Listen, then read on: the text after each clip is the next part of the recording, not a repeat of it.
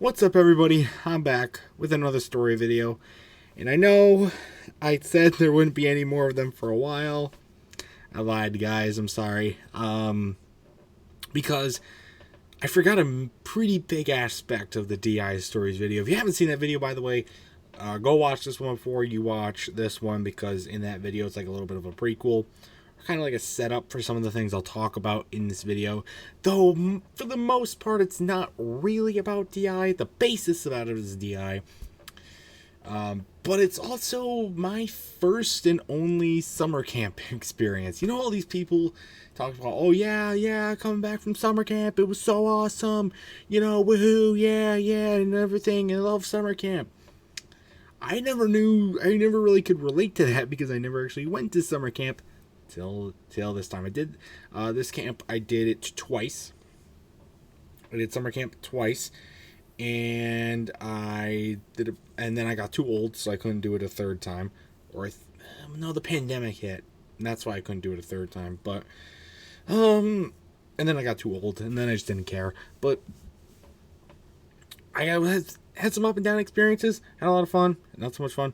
Let's talk about right now. So yeah, it was the DI camp. So people, some of the main Michigan people from DI ran. Like the lead guy was there, and a few other team of people. They ran the entire thing. They were like the chaperones, the leaders, the everything. They were main DI people, and the basis around it was DI. We learned about. We did some like drills about like acting and a drill like getting to know people and like thinking on the fly, and we learned building techniques. We did our own little mini challenges, and stuff like that. But it was also like a camp, because we actually spent the night there. We had campfires. We did nature walks. We played games. We got to swim in the lake. We got to do all this other like regular camp nature stuff.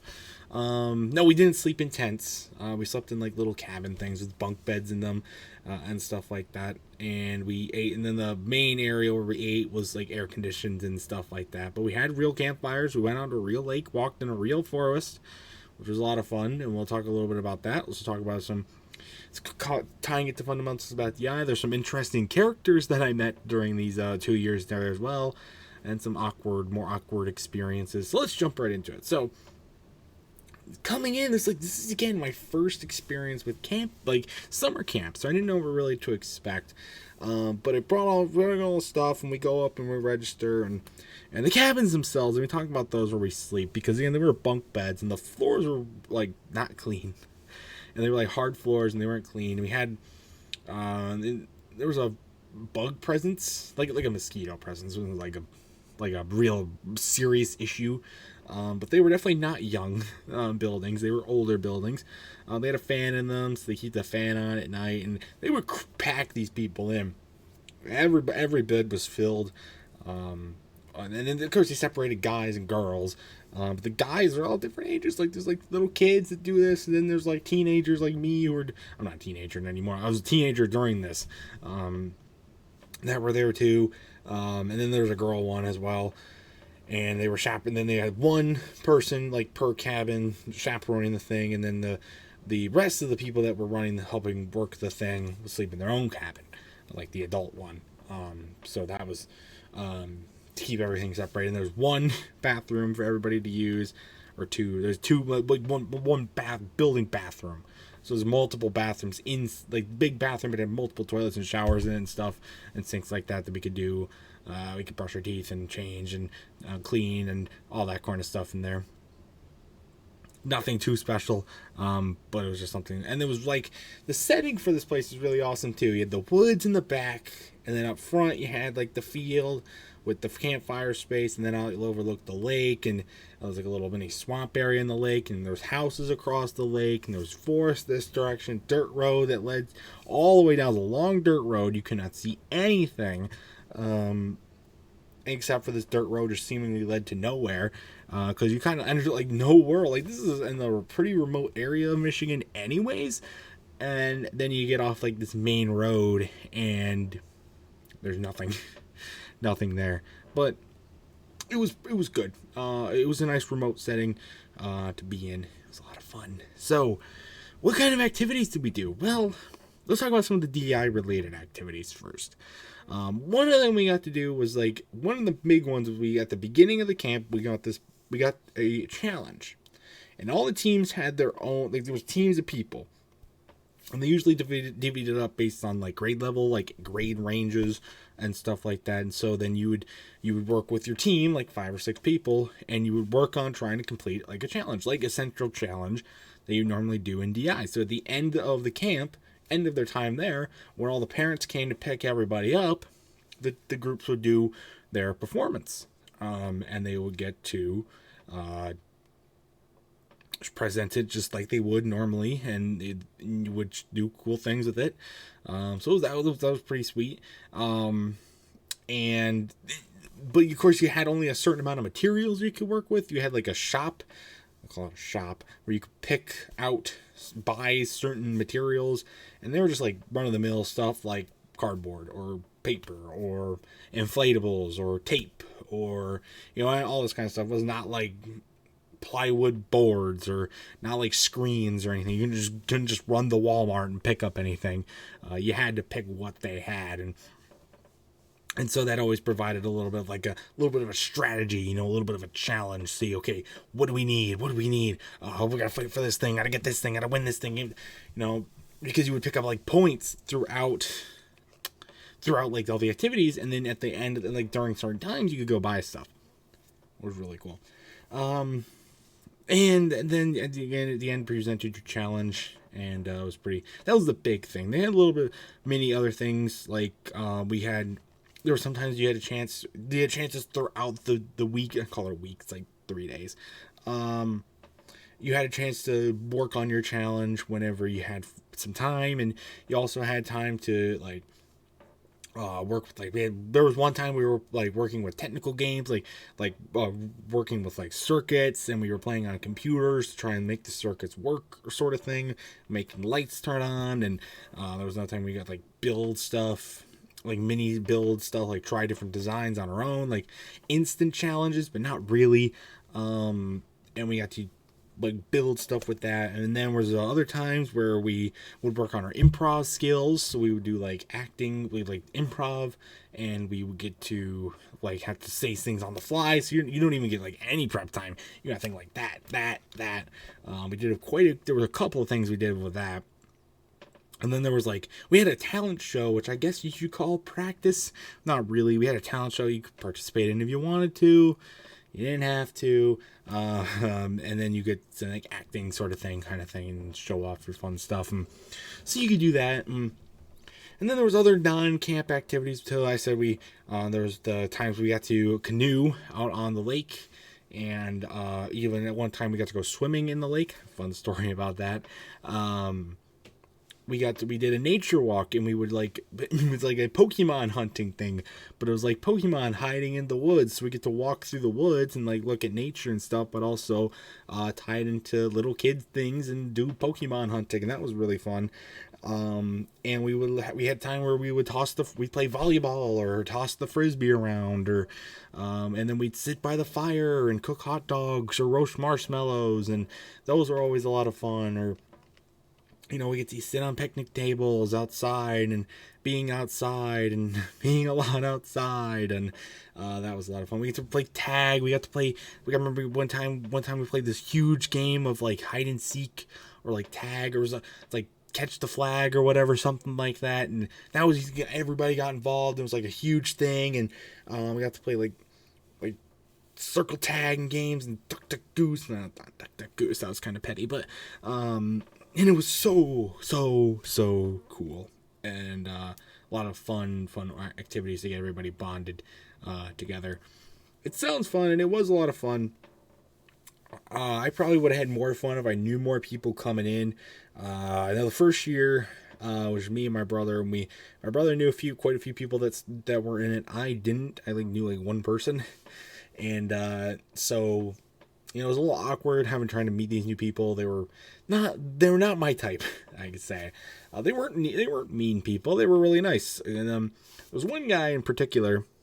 Their name was Mark, and I'm gonna call him they because Just for I'm gonna say, I will say him. We say him. His name's Mark, and quite a character. For say, he was definitely the biggest character. He was there both years that I was there. Quite the character. He was not afraid to speak his mind. He was not afraid to be involved. He was very creative, get in there. Very elaborate person. Had a lot of qualities, and liked to show him off. He was mostly tame for the most part. While he didn't like always trying out all the stuff, even he did. He got involved, and sometimes he got a little temperamental. You had to watch it when he did, but overall, pretty cool person. Probably would never hang out with him outside of that scenario, but it's cool to hang out with you those few days, Mark. You were really cool. He had some fun stories to tell as well. That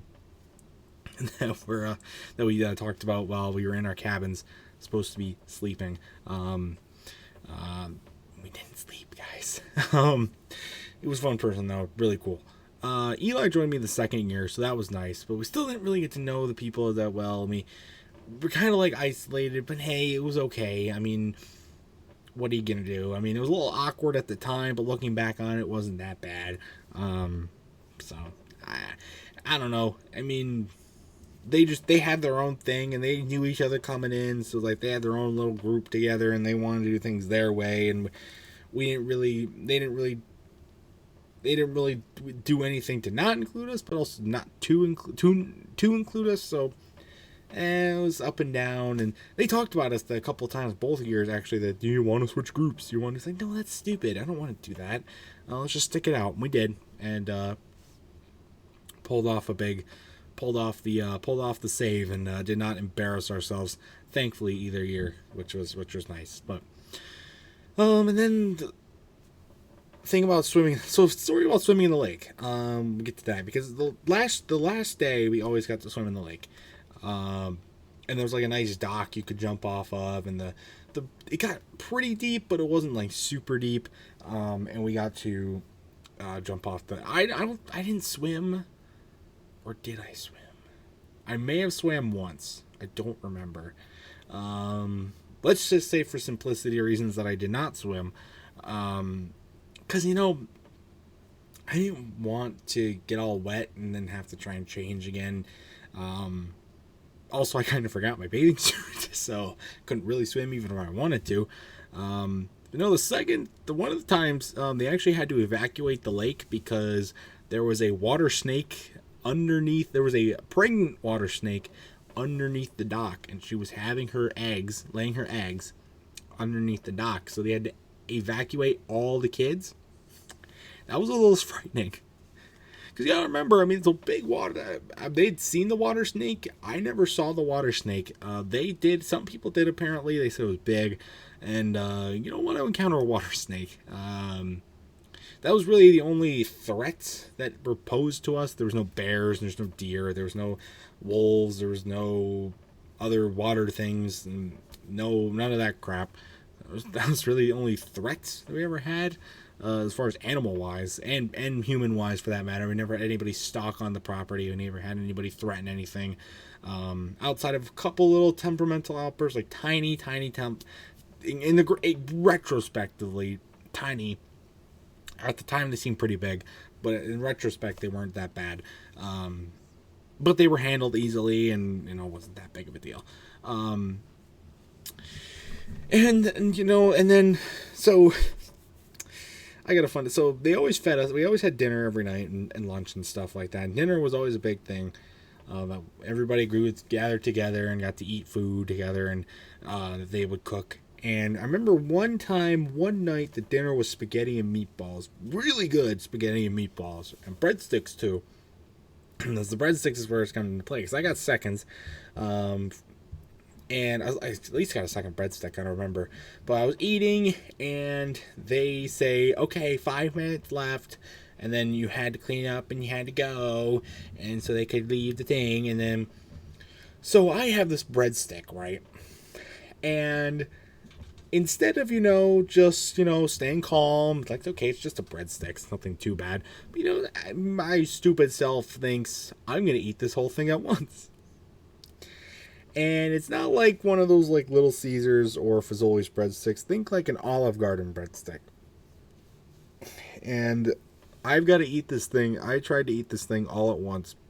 I get it all in my mouth, but my mouth is so full that I can literally not move. I cannot chew. So I'm forced to then spit it back up into a napkin and throw it away. Yeah, not fun. Thankfully. Thankfully, nothing drastic came out of that. I kept it pretty under wraps, but that was very embarrassing. And that was very embarrassing when it happened. It was very embarrassing now. And that was stupid on my part. I could have just easily eaten the breadstick. It was around that time where I was having a really bad problem with choking on food. Because I had things with my tonsils. And just even nowadays, I have sometimes choke on food, which is kind of embarrassing. But back then, I was really worried about it, so I just wanted to get it over with. I did not want to have to mow this thing down, get it stuck, and then really cause a problem. Now, I could have handled it a lot differently. I probably could have just given the breadstick to somebody else. Didn't do that. I was stupid, guys. Don't worry, guys. I was stupid. So you know, what was else I gonna do? And so I remember one time we were there for 3 days, 2 nights, 3 days each time. It was like a Wednesday, a Thursday, and then Friday you left. And we had they had the bathroom building, which I talked about before, and they also had a bathroom inside like the main area. And I did not. Here's the thing about me is I cannot take dumps in public places. I know that's pretty embarrassing, but I cannot do that. Most times I can handle it, but this time I could not. I think it was a Thursday. I think it was a Thursday morning or a Friday morning. I don't remember. And this is embarrassing. I could not resist anymore, and I had to unleash. And I don't know who went into that bathroom after me, but my God. Not fun. Not fun at all. But you know, the body needs what it has to do, functions that it needs to do. What am I supposed to do about it? I don't know. Yeah, that was bad. Okay, so I'm trying to think of some other good ones off the bat. I remember one time I was burnt my hand at the fire because they let you operate your own marshmallow stick, which probably wasn't the best idea, but hey, they did it, and I almost burnt my hand one time. I knew how to do it. I was just, kind of in a rush, so I just almost burnt my hand, so that was fun. And then the nights at night they had like this again. We had one person that would like stay in the cabin, like the guy's cabin and the girl's cabin, and supervise the entire thing. And I remember the guy, I think the second year, because the year Eli was with us, and it was the second year, and he did not care at all what we did. As long as we went to sleep in ample time, he didn't care what we talked about. He said if we were all okay with it, if somebody was not okay with it, then we have to all shut it down. But you're okay with it. He actually joined in and told some funny stories and stuff like that. He was really cool. Most of the people were really nice. They were really cool. Sometimes they were a little over controlling because they were trying to make sure it was sticking to the script, but for the most part they were okay. And I remember, oh God, what was that? Like it hurt my arm or something like that. Oh my God, what was it? I don't remember. Some girl hurt her foot on a hill. I remember she fell down like one of the hills. That was a little scary. I think I don't know. I don't think she kind of bruised her ankle and sprained it. That was not anything to be special about. But I also remember I was always one of the first people to wake up. So you walk out into like the middle of nowhere outside of your cabin, and there's just nothing. And you're just out there, because I always slept in my clothes too. I didn't bring pajamas. I just slept in my clothes, and so I just be able to walk right out, and it was beautiful in the mornings to do that. And then again, presenting the challenges. Let me talk about the challenges for a minute, because I remember first challenge was we had this boat, right? You had to build a boat, and when you only have a certain amount of things, it's a boat. The boat did not do very well. I had to go through an obstacle course, and somebody actually had to ride the boat, I think, and the boat sank. Wait, somebody had a cardboard boat that sank almost instantly. Some people tried to use rafts with like plastic tape on them or whatever. That didn't work either. I remember one of them got stuck on one of the pieces of the course, and so they had to literally free the guy out. And some guy got stuck on the dock. I remember that was crazy, because they needed to test it and stuff like that. And I remember the second challenge we did was we had to bout something on a board and try to keep it going down like a hill. And I think we did really good on that one. It was really good. However, we didn't receive a score or anything. We just kind of just did it, but whatever. I got some cool shirts from it as well, and some cool merch, and overall it was a really fun experience. A little awkward at the time, but overall it was a very fun experience, and getting to do summer camp for a couple of years. This was 2018, 2019, by the way. And I got to do summer camp, and it was really fun. And some cool, funny experiences from that I hope. Oh my god, I forgot to talk about canoeing. That's right. So we had to go canoeing around this lake, right? We would stumble upon these people's properties, and like swimming through swamps and stuff. I remember we saw tons of frogs. We saw tons of fish. We would stumble upon people's properties, and we got like circle the whole lake. It was so exhausting. These canoes were horrible to try and drive, especially by yourself. You're by yourself. Most people had a partner with them. Sometimes you're by yourself. It was hot too. Like the life jackets we used were like absorbing heat, even though they were bright, which was weird. We were super hot in them, and then the water was reflecting onto you and stuff like that. But cool scenery, really nice area that they did it in. It's a lot of fun, cool experiences, both for DI and for just camp in general. Would I do it now? No. Would I do it ever again if I got the chance? No. Would I probably have done it a third time if I had the chance? No. But you know what? It can only last so long. I also learned how to sew. Wasn't very good at it, guys. I'm not a good sewer. Yeah. So that was pretty much all. I probably could have included this in the DI stories video, big one, and would probably extended it by 20 something minutes. I probably would have shortened it down for the video, but I decided it to be its own video. I also forgot to put it in that other video, so that's why it's this own video, but something for you guys to see.